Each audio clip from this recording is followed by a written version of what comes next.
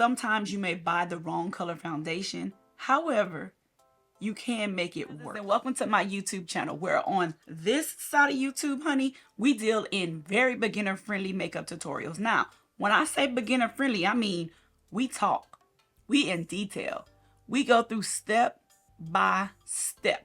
We do very beginner friendly makeup tutorials. My goal is to help you on your makeup journey, whether it be learning how to do foundation, lipstick, eyeliner, whatever it is when it comes to makeup. In addition to making sure that your makeup comes out how you want it to, I will be doing product reviews to show you which products will actually help you achieve the look that you are desiring. Now, when you're doing your makeup, you know, a good wig can always complement a good look. You know what I mean? Not to say that your natural hair isn't good enough, but if you want to step outside of the box and just experiment a little bit, then, you know, I throw in a good wig review or two every now and again. But our main focus is definitely makeup, okay, you guys? So if this sounds like something that you're interested in, or if you feel like you can learn from the way in which I teach, which is I talk a lot, hint, hint, then you go ahead and click subscribe and join the family. Now, let's get into this actual look that started off real blackface. So after you finish your skincare routine, you always want to go in with a primer in between your foundation, because that just gives you a barrier between your skin and the foundation. You will notice the foundation that I'm using today is MAC Studio Fluid Fix. It is definitely darker than my skin tone. If you're purchasing a foundation, it's always better to buy a foundation darker than your skin tone than lighter. You can always use concealers and powders to even out the canvas, your face. Now, y'all, I ain't gonna lie. I've been doing makeup for a while, but this scared the bejesus out of me once I put it on, because I was just thinking to myself, am I going to be able to fix this? However, when you do put on a darker foundation, remember it leaves less for you to have to put on when you're thinking about contouring. So it kind of saves you a step in essence. Now, I like to use a beauty blender or a sponge when I'm putting on foundation that's a little bit too dark for me, because I feel like a sponge soaks up most of the product. So therefore, if it's already too dark, it won't leave that much on my face. Make sense? Plus, it blends really well. I will say this, because I'm using a darker foundation, I will balance it out with a concealer that is neutral and lighter. So make sure when you're choosing your concealer, you choose it based off of your foundation as well. It matters. Because I knew I wasn't going to put on any cream bronzer, I did go ahead and put on my Micro Smooth, because I wanted to make sure that when I got ready to put on my bronzer, it didn't come off patchy or splotchy, because I'm not just applying it directly to a wet foundation. Typically here you would see me go in with a setting powder. However, because I'm trying to balance the colors between my foundation and my concealer, I chose to go in with a powder foundation versus a setting powder.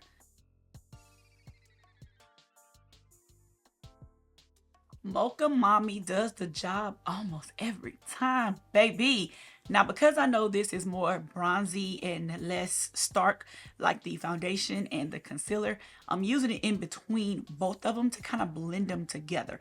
So if you ever find yourself in that situation, you can just use a bronzer, or you can use your powder foundation as well to blend the colors in between your actual foundation and your concealer if you get a foundation that is too dark for your skin. Do the same thing on my nose, because as you can see, it's real stark on my nose, and so we needed to blend that together. But we do some other steps on the nose too, but that's just the beginning step. All right, so here we go. Setting powder. I used my Laura Mercier setting powder initially, and then I went in with a lighter setting powder that I did not show you guys, because at this point I was ready to just wash the complete look off. However, once I went back in with my Chestnut from Ben Nye, honey, say less. That did the trick. I feel like my Laura Mercier was a little bit too warm, and I feel like the Beauty Bakery that I used was a little bit too light, a little too yellow. So it wasn't doing anything for the look that I wanted it to do. So that's why I went in with the Chestnut, just to see if I could tone it down some and make everything look more like my skin color. And it worked. So this is a lesson to say, try different things, because you never know what's going to work. Everybody's not perfect, and you got to get it together, okay? Because y'all got to let me know if everything is making sense to you guys, because I'm trying to make sure you understand that between a darker foundation and a brighter concealer, you have to balance everything out.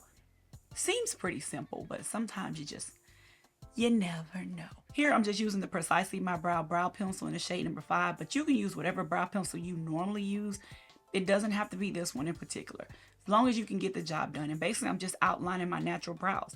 In the front, I drew, a couple of hairs there just to, give me a little razzle dazzle. But the thing with this is to make sure when you get to the tip, the edge of your brows, is to go outward as much as you possibly can. That way you don't draw your brows on downward, so it gives you a downward effect. Because we want a lifting effect. We want our face to look lifted, youthful. You know what I mean?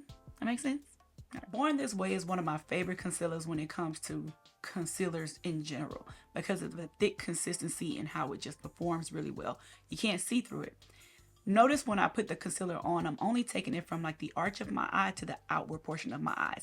And I'm making sure that I draw it outward.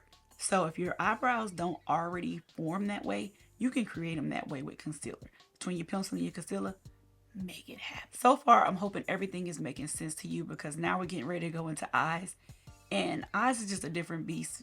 For me, it's pretty simple, but I know for beginners, it's not that simple. But transition color, brow bone color, lid color, eye look. That's the basics, okay? After we get done blending with our beauty blender our eyes, we're gonna go into a transition color. And the basic definition of a transition color is just one shadow being able to transition to another shadow.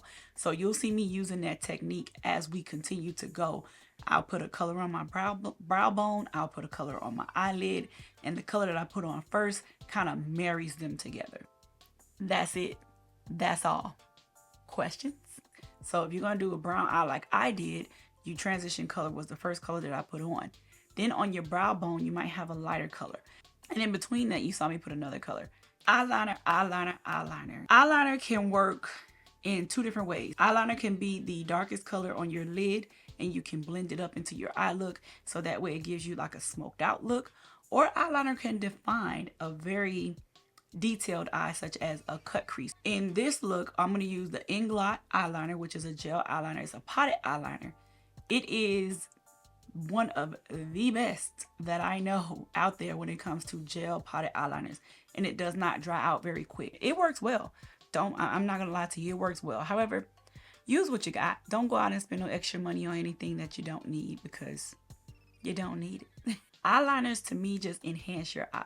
It gives you that depth. So that's the mascara that I used up under my lashes, and I forgot to show you guys that I put it on, but that's what I used. Just use a mascara before you actually put on your eyelashes. And last but not least, we gotta add some color back to our face so that we don't fall flat. We did that with the Sweet Cheeks, but you can use whatever blush you're already using. Just make sure you add a blush. If your face is like mine, you want to put your blush on where I put my blush on. But if not, you definitely want to make sure you put it on where it's appealing to your face. That's the end of me putting on the makeup in that video, but I do want to tell you some things that I did not show you off camera. For instance, this is a setting spray that I used today for this look. Setting sprays make a world of a difference. So just make sure that when you're purchasing your setting spray, you read what it actually says it's going to do for you. I did go back and do the inner corners of my eyes with a highlight. Just want to, spruce it up, razzle dazzle. The overall look came out really, really nice. I know there are a lot of people that are out there that purchase foundations that may not be the right color or shade for them. And I just want to show you that you can fix it. You don't have to get rid of it. You can just fix it. It's all about color balance.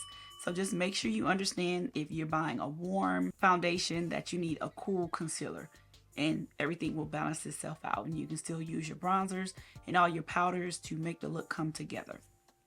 Make sense? I hope so. Don't forget to leave me a comment, and I will see you guys in the next video.